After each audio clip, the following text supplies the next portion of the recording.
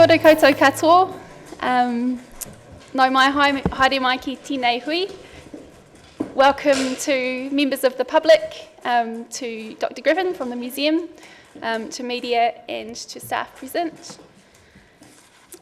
We're starting with public forum today, and you'll have on your agenda the Otago Rowing Club. I don't think we have any representatives at the moment from the Rowing Club, is that right? Okay, well, we'll park that, and if they do arrive before public forum ends, we'll bring them in then. But we do have members of the refugee steering group, and Jared, Paul, Lena and Lynn would welcome you to come forward. There are additional seats there. Make yourselves comfortable.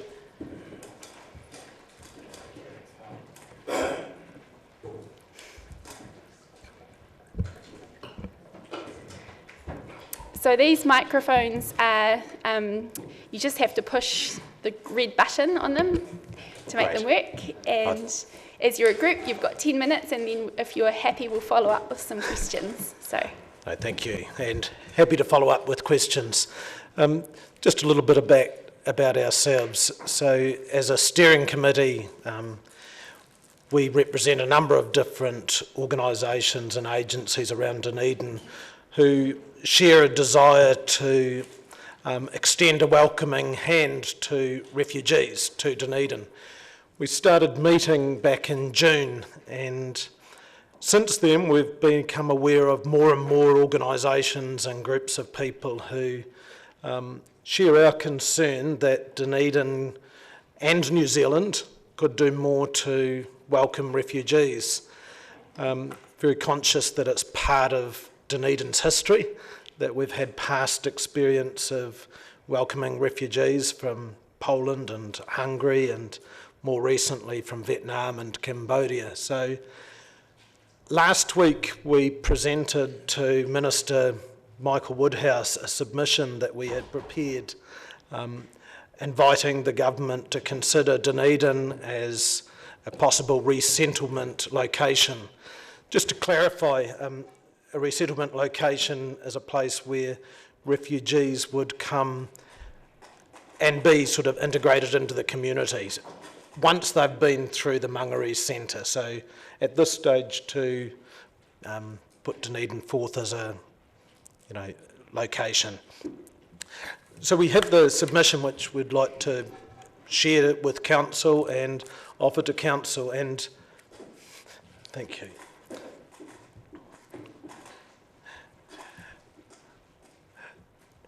In that submission, we've expressed to Government an appreciation that Dunedin, in our understanding, has the infrastructure and the goodwill in order that refugees would be settled here successfully.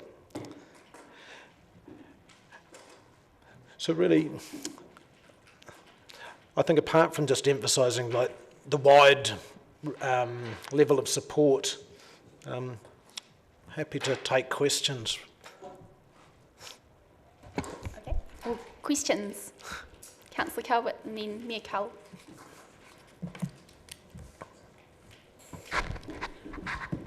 Does your group, and it might well be answered in this, have any thoughts about whether taking people or more people or people down here, those people would come first from refugee camps, or whether those people would come from the current oversupply, for want of a better word, of people who have issues with war-torn places around the bottom part of the Med? Our original when we started meeting, was to suggest that Dunedin could express to the government that we're a place that could regularly take refugees, and it was prior to, I suppose, some of the Syrian refugee crisis gaining quite the publicity that it has. So to really express a broad welcome to those who are refugees. We appreciate that, while the crisis in Syria and spilling into Europe is, catastrophic, there are numerous refugees throughout the world that, are seeking a place to resettle. And we've been working with the Red Cross, with members of the Red Cross here in Dunedin, and also two of the board members of the Red Cross who are based here in Dunedin. And we understand that, the average time that refugees either spend displaced or in refugee camps is 12 years. So that brings with it, a significant sort of issues with that, but we would like to express a welcome and an openness to refugees per se. Mikael. Thank you.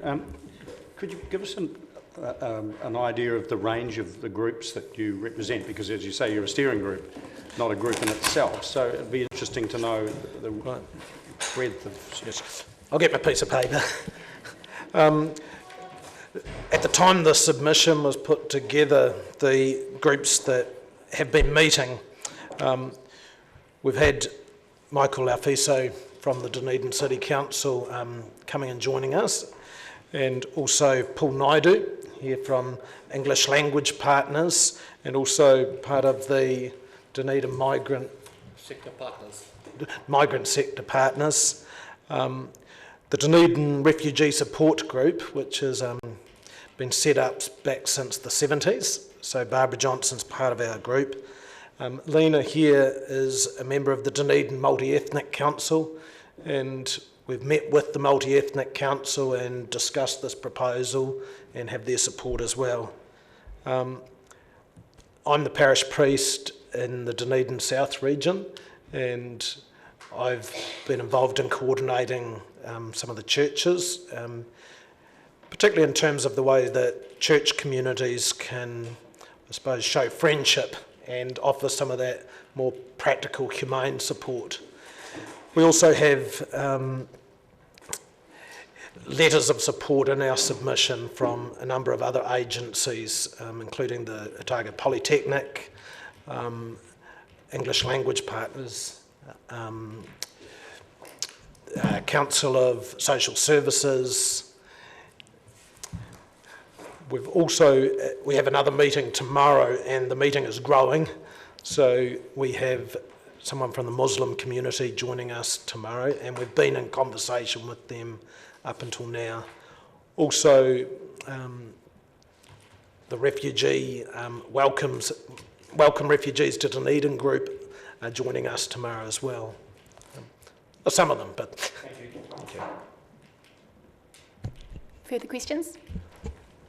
Councillor Hawkins and then Councillor White.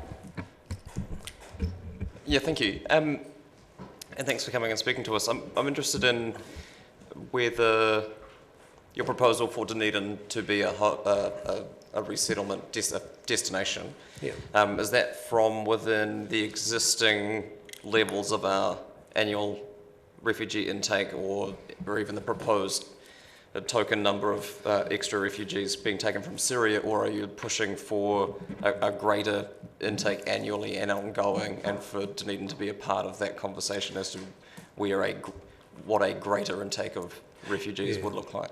Very much the latter. Right. We would like to push that New Zealand could take a greater number of refugees.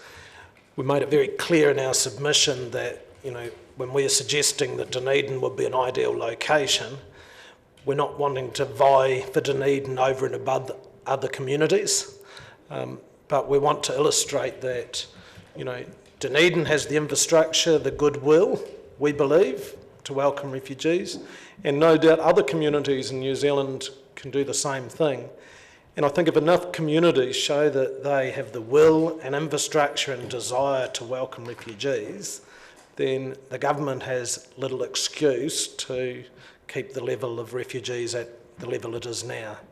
And so, given that it would, and I agree, it makes sense for there to be a coordinated approach across the country, are you in contact with other like-minded groups in other parts of the country as to what that might look like? A more coordinated approach rather than a more ad hoc regional one? I wouldn't say it's ad hoc. I think at this stage we're wanting to illustrate that Dunedin has a will and capacity.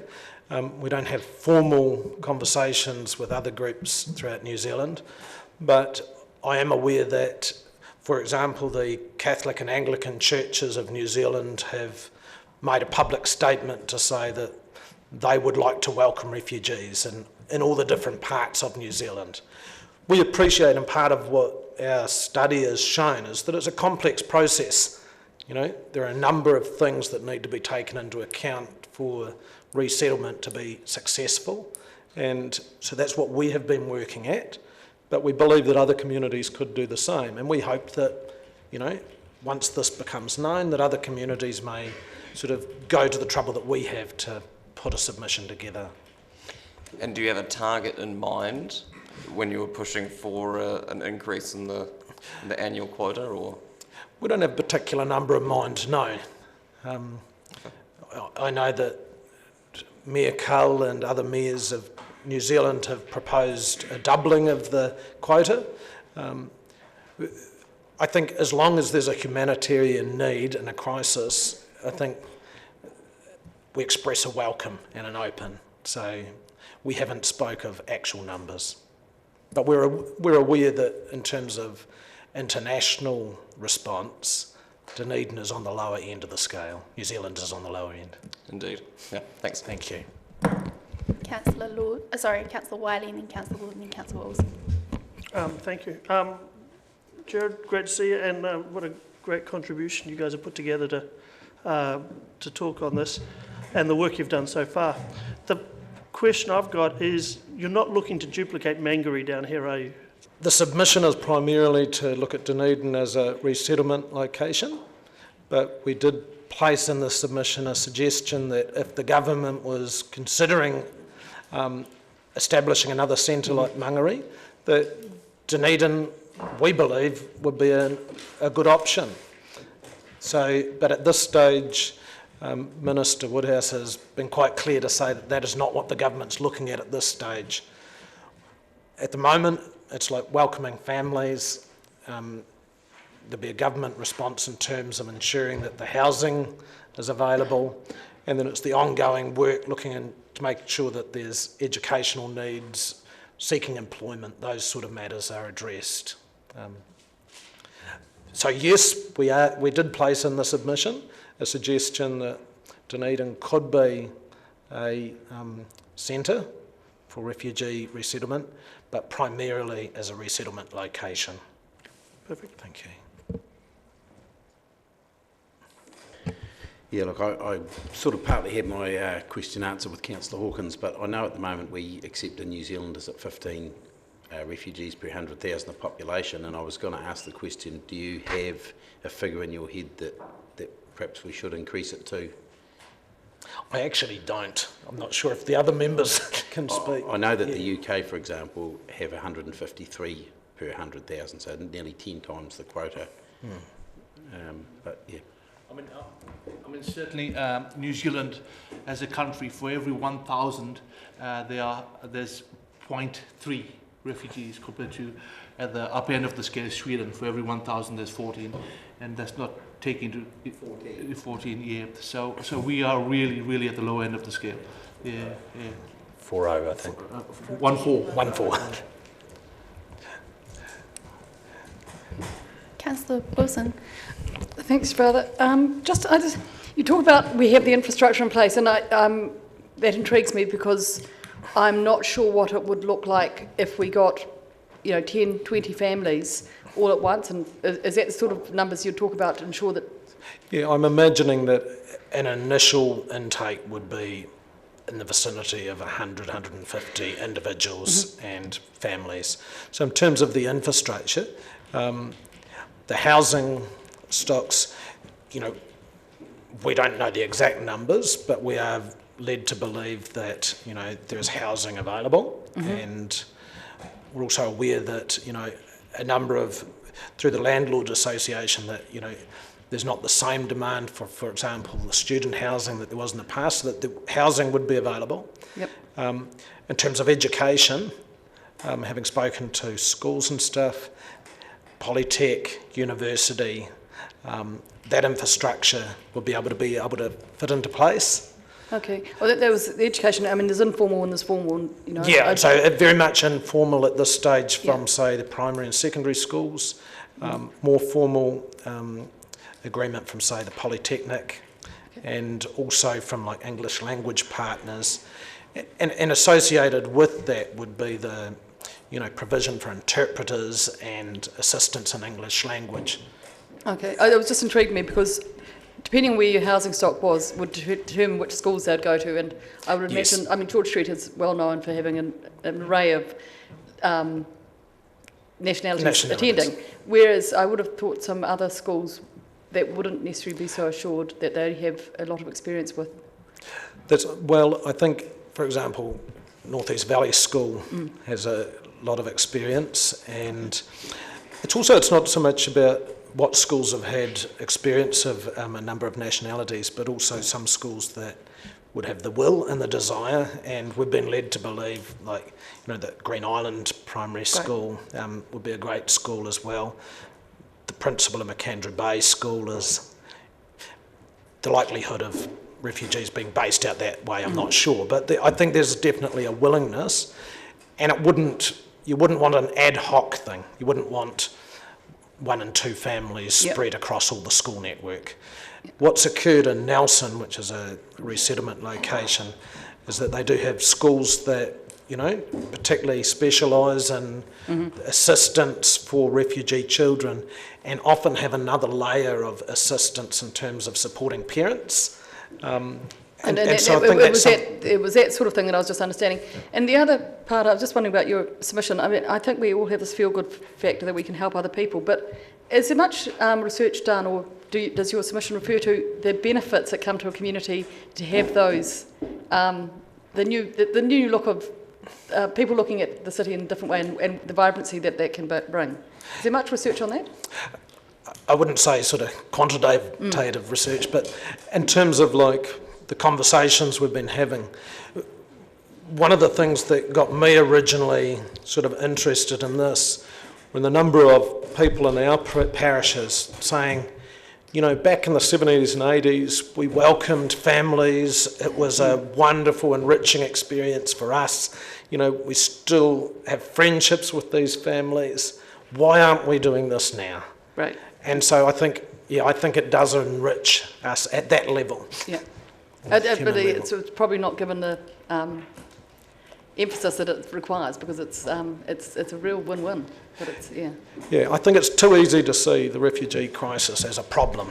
Yeah. And it is a problem, but it's also, you know, I think when we welcome people, you know, we are enriched by that, and I think we have people who have experienced that. Right. Thank you. Councillor Staines. I'm very supportive.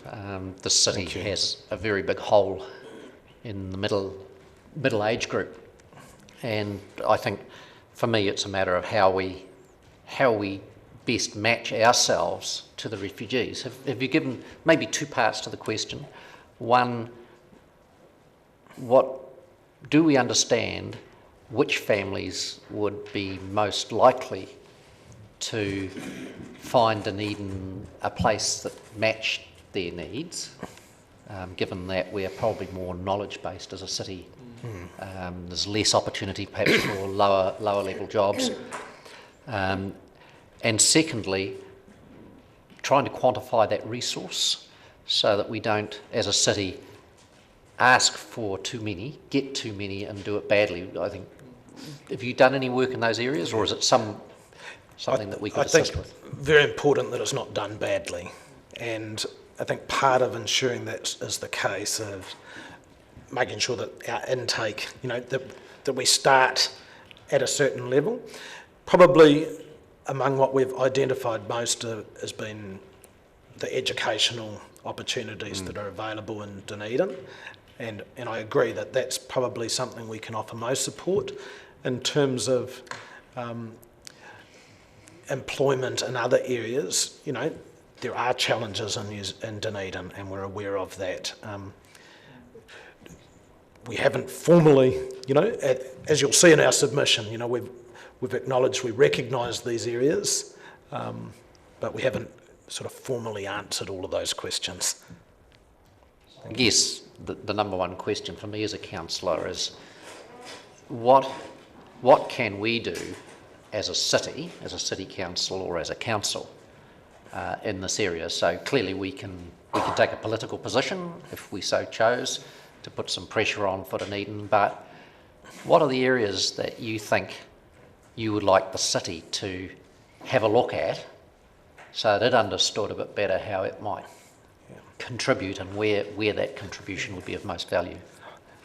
I think if we have a city council that's able to express support to the idea of having refugees in Dunedin, that's a really important starting point. The more people feel welcomed into our community, the more likely it's going to be successful. And if we can sort of build on the groundswell of support and ensure that those who do come feel welcomed and supported, then we're a long way along the path. There will be challenges in terms of seeking employment, some of the health requirements that come, with refugees, particularly those that have been in refugee camps for a long time, will be extensive, and as well as the ongoing support that these people will require. But my hope would be that, if the City Council is able to say, yes, we are supportive of this, in the sense of we are ready to welcome refugees. Yeah. Thank you. Any other questions? If not, I just have a couple, Jared. Firstly, have you had a response from Minister Woodhouse at all? Just a reasonably generic response to say that, which does concern the council, by the way. I'll read it out. He says, "Thank you for your earlier email and the submission of the 28th September. I'm responding on behalf of Minister of Immigration, the Honourable Michael Woodhouse. Immigration New Zealand will be looking for regions where refugees will be resettled after their time at the Mangere Refugee Resettlement Centre. Assessing potential resettlement locations is being undertaken with some priority. As part of the assessment, Immigration New Zealand will look at employment opportunities, housing and support from agencies in the local community. They will also engage with local mayors and councils before making final decisions. Immigration New Zealand is aware of Dunedin's interest and I'm forwarding your submission for their consideration." So they're exploring the opportunities and they've marked some of those things that we've put in our submission as necessary. That's good. And I guess my second question is, I'm aware of at least one other group that was meeting to discuss similar issues, and you guys are obviously it seems like you've got a very broad range of stakeholders present here today, but I assume you're also networked in with those guys. We've met informally, with that group a number of times, and they have representatives coming to join us tomorrow. Yeah, that's the Dunedin Welcomes Refugees. Yes. Yeah, and we're very keen to make sure that we're working with, it's not a competition. Yeah. We're working with every group and we are trying our best. Thank you. Well, thank you very much for coming in, all of you, and we'll scan this and ensure that it's available to all councillors so that we can have a read of it. Thank you very much. Thank you. Thank you for your time.